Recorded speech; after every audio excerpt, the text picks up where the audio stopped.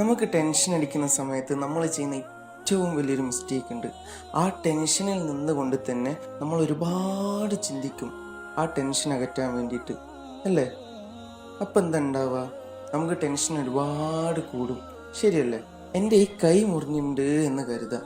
ഈ മുറിഞ്ഞ കൈയുമായി ഞാൻ ഒരുപാട് പണിയെടുക്കാൻ വേണ്ടി ശ്രമിച്ചാൽ എന്താ ഉണ്ടാവുക? ഇത് തന്നെയാണ് ഞാൻ മുറിഞ്ഞ മനസ്സുമായി ഒരുപാട് ചിന്തിക്കാൻ ശ്രമിച്ചാൽ ഉണ്ടാവുക. എൻ്റെ മനസ്സിന് നല്ല വേദന ഉണ്ട് എങ്കിൽ എൻ്റെ ഇമോഷൻസ് വളരെ വലുതായിരിക്കും. എൻ്റെ ഇമോഷൻസ് വളരെ വലുതാണ് എങ്കിൽ എനിക്ക് നന്നായി ചിന്തിക്കാൻ പറ്റില്ല, എൻ്റെ തല നന്നായി വർക്ക് ചെയ്യില്ല. ഈ ഒരു തിരിച്ചറിവുണ്ട് എങ്കിൽ 100% നിങ്ങളുടെ ലൈഫ് കളറാകും. ഏറ്റവും ഫലവാൻ ആരാന്നറിയോ? തൻ്റെ മനസ്സിനെ കൺട്രോൾ ചെയ്യാൻ പറ്റുന്നവനാണ്, അഥവാ തൻ്റെ ഇമോഷൻസിനെ കൺട്രോൾ ചെയ്യാൻ പറ്റുന്നവൻ.